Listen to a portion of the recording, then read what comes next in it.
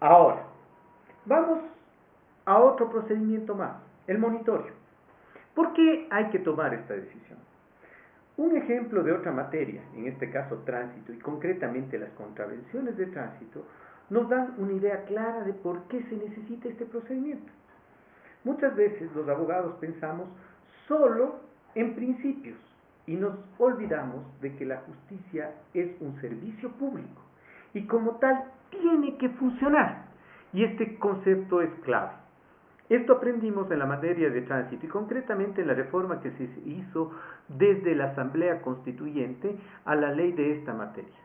En ese entonces se dijo, el debido proceso impone que antes de poder sancionar una contravención tiene que haber una audiencia.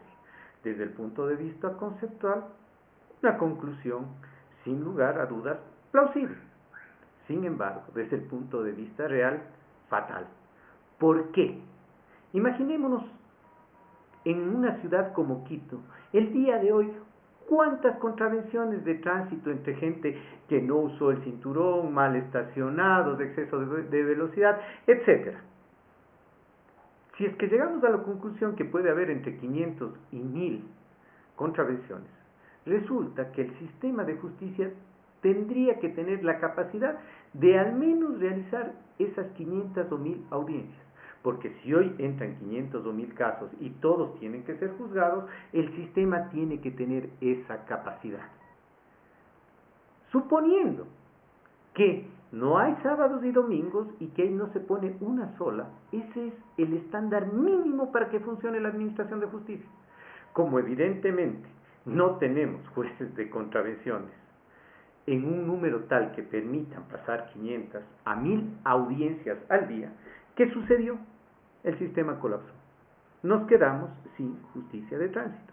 Tuvimos que, luego de algunos meses, revisar esa ley y decir, veamos cómo han resuelto esto en otras partes del mundo.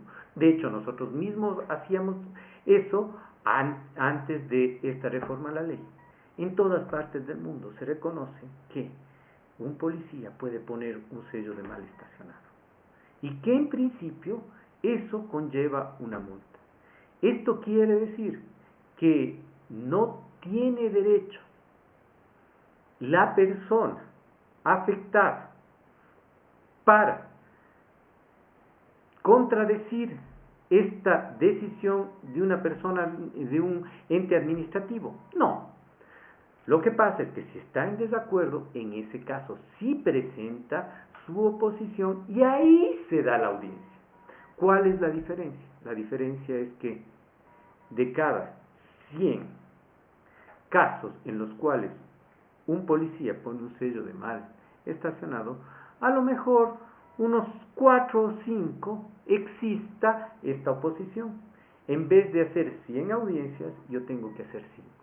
Ahora, se puede decir, pero Diego, ¿qué te pasa? Estás dejando sin el derecho al debido proceso.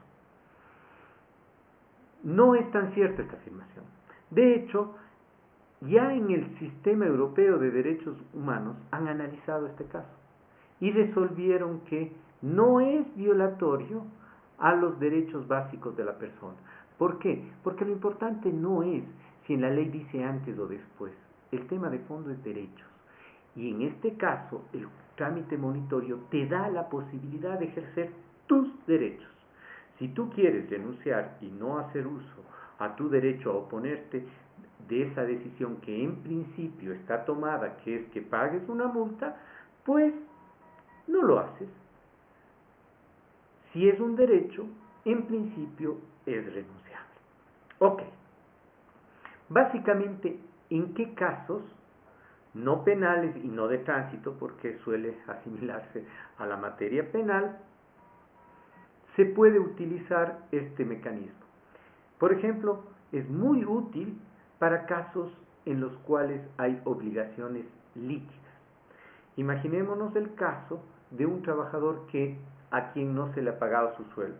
Si le lleva al juez un contrato en el cual se dice que en la cuenta tal del Banco del Pichincha me depositarán $260 cada quincena, Y resulta que le llevo un certificado del mismo banco en el cual no se me ha depositado por 3 quincenas.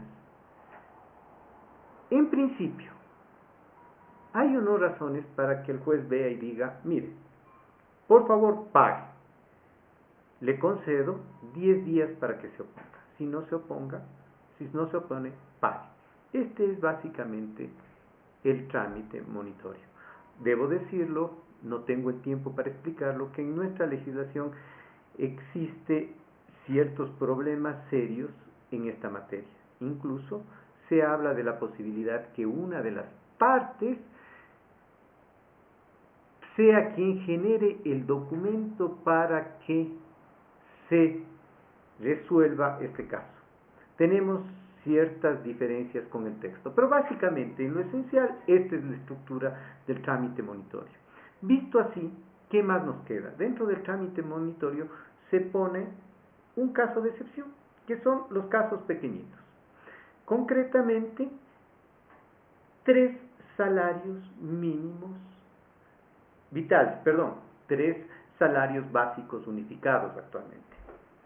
Bien, ¿de qué se trata este procedimiento? Es lo que en otras partes se ha llamado como pequeñas causas. ¿Por qué necesitamos un trámite de pequeñas causas?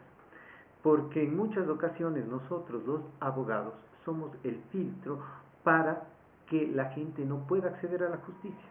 Concretamente, si usted me contrata para arreglar la puerta de entrada de su casa, me da $500 de anticipo, yo nunca cumplo, usted me demandaría por un trámite ordinario. Parece que es bastante absurdo. Incluso si admitiríamos un trámite sumario, sigue siendo bastante forzado. ¿Por qué? Porque un abogado generalmente le cobraría más o casi todo el monto que usted demanda. Así que pagar al abogado más del tiempo, pues termina resultando un mal negocio. Evidentemente, ha habido el gremio de abogados que se han pronunciado contra este trámite. ¿Por qué? Porque si el problema es del abogado, la solución es permitir que el ciudadano acceda directamente a la justicia sin la presencia del abogado. Ha sido una lástima que hayamos tomado esa posición. ¿Por qué? Porque personalmente creo que antes que abogados somos ciudadanos. Señores, este tipo de conflictos dentro del entramado social son una gran mayoría pequeños casos de incumplimientos contractuales, pequeños conflictos, en fin. Ahora, si es que nosotros no tenemos conciencia de que un conflicto que no se resuelve en la justicia no es que queda en stand-by, de alguna manera se resuelve, a puñetes, a patadas, con amenazas, con sicarios, como sea, pero ese conflicto se resuelve. El hecho de que a quien le asistía el derecho baje la cabeza también es una forma de resolver ese conflicto. Ahora, ¿cuál es el problema? El problema es que si nosotros pensamos, por ejemplo, en la antigua lógica donde el trámite ordinario era la regla, ¿cuánto debería deberles yo para que ustedes inicien un trámite ordinario? Sabiendo cuánto cuesta llevar adelante un trámite ordinario.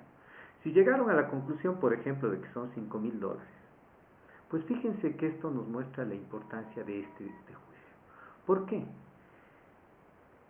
¿Qué porcentaje de la población ecuatoriana tiene un crédito de $5,000? Todo el resto está excluido de la justicia. Y esto es tremendamente grave. Esto nos corroe como sociedad. ¿En qué consiste este trámite de pequeñas causas?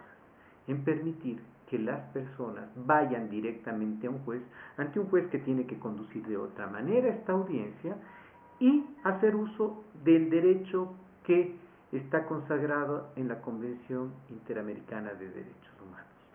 Toda persona tiene derecho a una audiencia.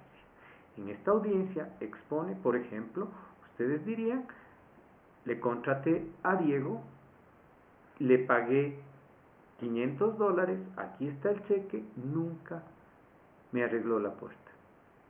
Yo tendría que llevar evidencias si es que lo hubiese hecho, o si no, por qué no lo hice. Al final el juez oirá, verá el cheque, porque hay que llevar toda la evidencia ese día, y tomará la resolución. Así se resuelven los casos, los pequeños casos. Como vemos, esta es la estructura básica del COGEL. La audiencia de juicio, por delante el núcleo central, y esto nos da lugar a distintos trámites: juicio ordinario, juicio sumario, juicio ejecutivo, juicio monitorio, y dentro del juicio monitorio no le han puesto un nombre específico, pero es esta excepción de que se puede tramitar sin abogados, que es básicamente el juicio que hemos llamado pequeñas causas. Muchísimas gracias.